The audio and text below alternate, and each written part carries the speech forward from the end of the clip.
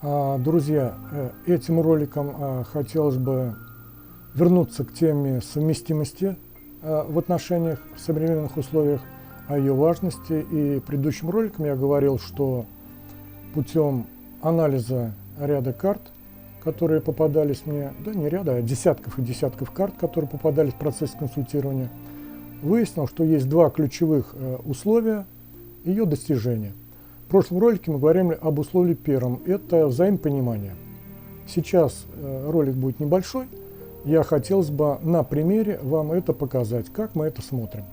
То есть я составил две произвольные карты мужчины и женщины, и сейчас мы будем пошагово рассматривать, каким образом мы подходим к разрешению и пониманию этого вопроса. Итак, переходим к картам. Перед нами карта мужчины.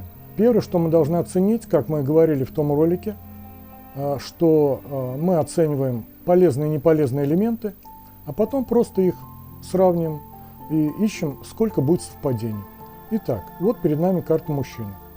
Я там не буду в теорию сильно углубляться, каким образом мы ищем полезные элементы. Просто изначально сейчас посмотрим. Так, сейчас на рисование перейду. Итак, карта мужчины. Мы через призму господина дня, так называемого, либо элемента личности, а это в наших условиях небесный ствол дня карты, год, месяц, день, час, то в данном случае это по знаку мужчина воды инь. Соответственно, его усиливает как знак сезона, это земная ветвь месячного столпа, потому что месяц символизирует тот сезон, в котором мы находимся.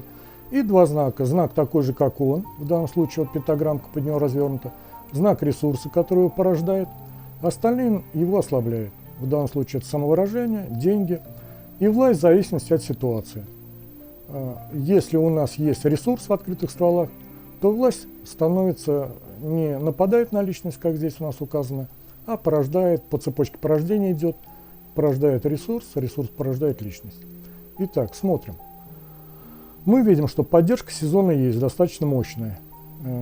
Металл Ян по циклу порождающему, металл порождает воду. Все.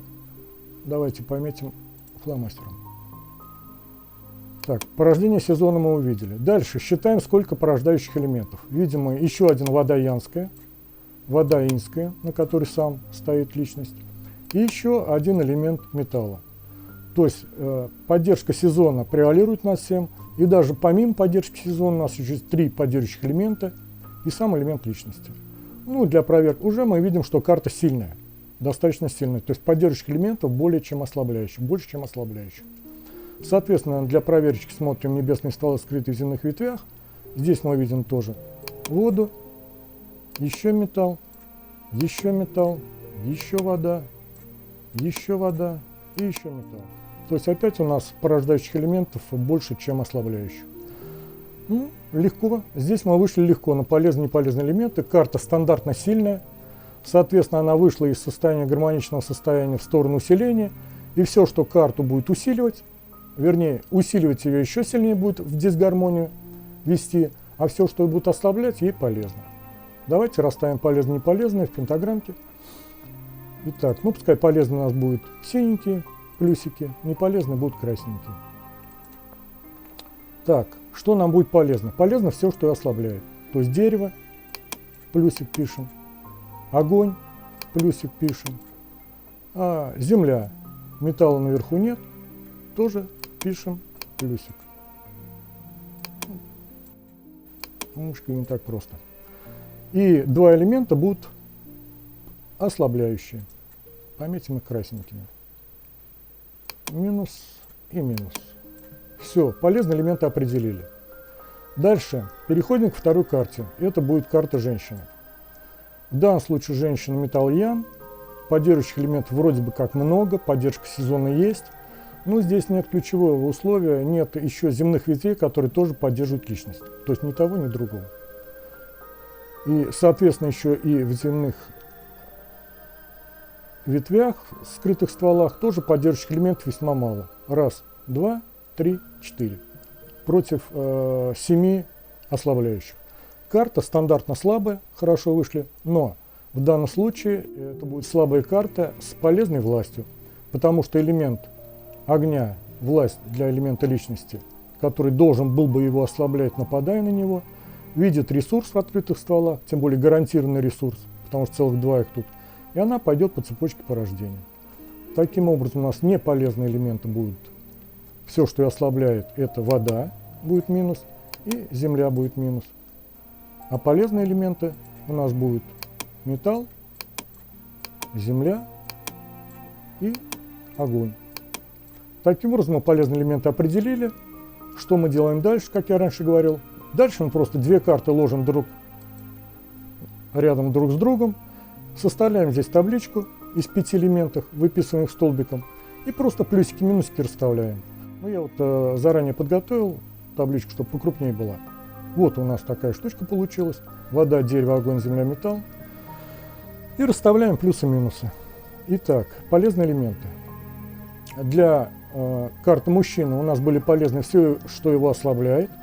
Это было дерево полезное. Дальше огонь, в данном случае полезный. Земля тоже полезная. Огонь полезный технически, потому что, да нет, он тут принципиально полезен, тут нет у нас ресурса совершенно. Огонь полезен. Для этой карты у нас полезные элементы были металл, конечно, полезный элемент земля, и это была слабая карта металла с полезной властью. Огонь тоже был полезный. Неполезные элементы перечислим. Здесь неполезная вода и металл. Здесь неполезное будет то, что ослабляет металл.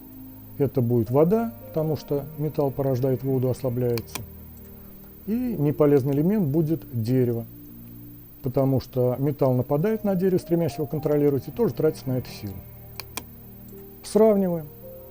Сейчас мы поменяем цвет. Сразу видим, вода в обоих случаях полезная, то есть у нас совпадение взглядов на жизнь, скажем так, и причем гарантированно полезная. Огонь гарантированно полезный, земля гарантированно полезная. Прямое совпадение. Здесь у нас минус-минус, плюс-плюс, плюс-плюс. И здесь у нас разногласия. У нас что получается? 3 против 5. Опа. Такими вот закорюками. То есть весьма большой уровень взаимопонимания мы здесь видим. Потому что 3 элемента – это большая часть, соответственно, эти люди при желании, если нет других тут каких-то там вот черт характера, всего прочего, но уже мы сразу видим, что элементов полезных гораздо больше, чем неполезных. Это говорит об уровне потенциала взаимопонимания, пусть они даже друг друга не знают, но мы по картам оценили, весьма высокий. Соответственно, если люди захотят его получить, они его, конечно же, получат. Но у нас есть еще одна позиция, которая, на мой взгляд, даже важнее, чем вот эти вот потенциал взаимопонимания. Карты людей, находящихся рядом, между собой соприкасаются своими энергетическими аурами, составляющими. И происходит так называемый переток энергии между картами. То есть даже у нас классически считается, как нам заполучить полезные нам нужные элементы, если у нас их нехватка. На это есть два стандартных способа. Это либо мы их через работу получаем, то есть работаем на том виде работы, которая символизирует тот элемент, который нам нужен. Либо через партнера, потому что мы с человеком, кто является нашим партнером или супругом тем более, соприкасаемся каждый день, переток энергии происходит, и таким образом, если этих элементов у него есть, мы дополняем себя.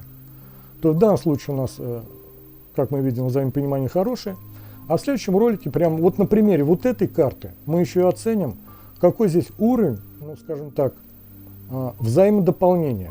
Взаимодополнение, такое красивое слово. Не какое-то там вот это слово совместимые, несовместимые, а вот очень красиво. Чем мы друг друга дополняем. И в следующем ролике просто я вот это вот сохраню, нашу штучку, и в следующем ролике мы здесь все пометим, каким образом эти перетоки происходят. Тоже на примере. Я сначала теоретическую часть там расскажу немножко, а потом также на примере посмотрим. Так что вот, в принципе, все, что я хотел сказать в этом коротком ролике. Просто чтобы у вас в голове, так сказать, визуализировалась ситуация, как мы это делаем. Как мы смотрим, как мы можем понимать потенциал взаимопонимания, будущий потенциал взаимопонимания между совершенно незнакомыми людьми. И вот натальные карты Бадзе вот такой очень легкий нам пример этого понимания озвучивают. Так что всего хорошего, смотрите свои карты, задавайте вопросы. До встречи.